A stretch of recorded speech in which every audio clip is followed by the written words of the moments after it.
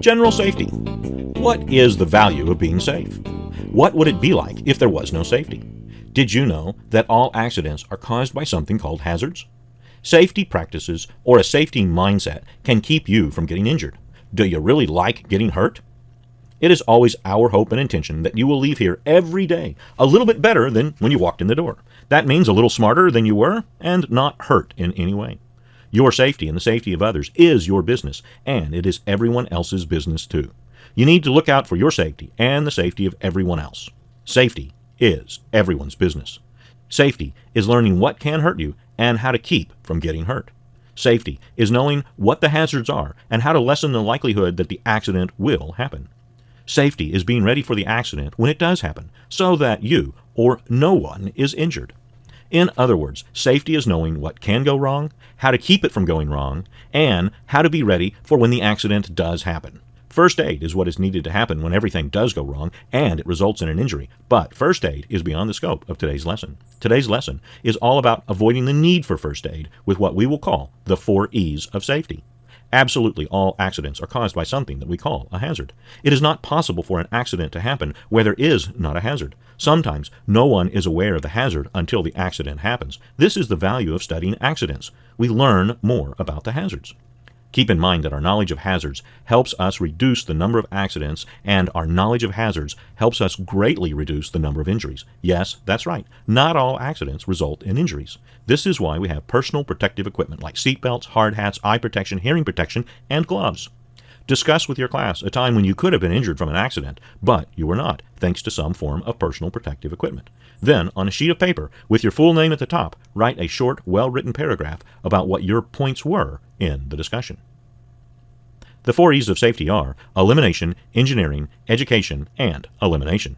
Since it's not possible for an accident to happen if there is not a hazard, elimination of the known hazard is the first E of safety. Let me give you an example. If there is a large hole in the middle of the floor, you could step in it, fall, and break a leg. The hole is the hazard. Stepping in the hole is the accident, and breaking your leg is the injury, and first aid is what would be needed. But again, such is beyond the scope of today's lesson. Once the hazard has been identified, the hole in the floor, consider if it can simply be eliminated. That is, simply get rid of the hazard, fill it in, and it is not possible to step in the hole that is no longer there. The hazard has been identified, and it has been eliminated. It is now not possible for the accident to happen. This is the first E of safety, elimination. Elimination of the hazard. Discuss with your class a time when you recognize a hazard and what you did about it. Then, on the same sheet of paper as before, write a brief paragraph about the hazard that you identified and what you did about it. Now we move on to the second E of safety, engineering. If there is a reason that the hazard can't be eliminated, then something can be designed or engineered to protect people from the hazard. Let's go back to the example of the hole in the floor. If there is a need for there to be a hole in the floor, it simply can't be filled in, then something must be done to make the hazard safer.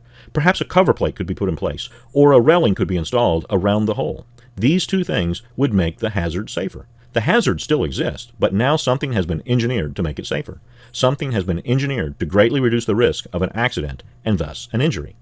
Discuss with your class a time when you recognized a hazard and you designed something to make the hazard less dangerous. Then, on the same sheet of paper, write a short paragraph that explains how you identified the hazard and what you did about it.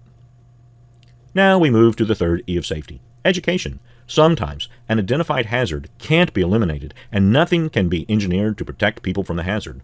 When this is the case, people must be educated about the hazard. We will use the hole in the floor as the example.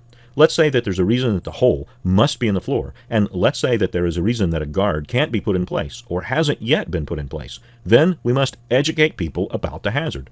You know, hey everybody, look out over here. There's a hole in the floor. Be aware of it. That is helping to educate others about the hazard. Let me give you a few more examples of known hazards that can't be eliminated or completely engineered away. A saw is an example. It is designed to cut things. Taking away the blade would make it safer, but then it would no longer be a useful tool. It is possible that the saw could be designed to completely cover the blade, but then you could not get any material into the saw to be cut. With the saw, we can take steps to identify the hazards, and we can take steps to engineer guards, but if you can get a piece of wood into the saw, you can get your hand in there too. It is important that you become educated about the hazards of the saw and how to use the engineered guards. There will be accidents with a saw. You just want to make sure that when the accidents do happen, that they do not result in an injury. Another example of a known hazard that can't be eliminated nor completely engineered away is a hammer. Yes, that's right. A simple hammer is a hazard, so you must be educated about its safe use. As a matter of fact, all known tools in the known universe are hazardous to some degree. So that is why it's important that you do not use a tool until you know how to safely use the tool. You must have a safety attitude. If someone sees you not using a tool correctly or in an unsafe way, and that person brings this to your attention, you should not take this as an attack on you, but that the other person is looking out for your best interest. It's the same with others. If you see another person being unsafe, it is your duty and responsibility to respectfully bring this to the other person's attention. Safety is everyone's job, duty, and responsibility. Oh yeah, the fourth E of safety.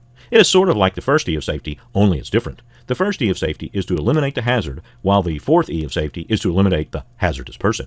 When a person refuses to be educated about safety, then that person must be eliminated. I don't mean to take the person out back and put him in the dumpster, but for the safety of that person and the safety of all others, the hazardous person should be removed from the environment wherein he or she could bring harm to him or herself or to others. On the sheet of paper, write down the 4 E's of safety: elimination, engineer, education, and elimination. Discuss in small groups each of these, and in well-written examples, explain each of the 4 E's. And finally, discuss in your groups the following, and write a well-written paragraph to the following question. What would it be like if we had no safety guidelines?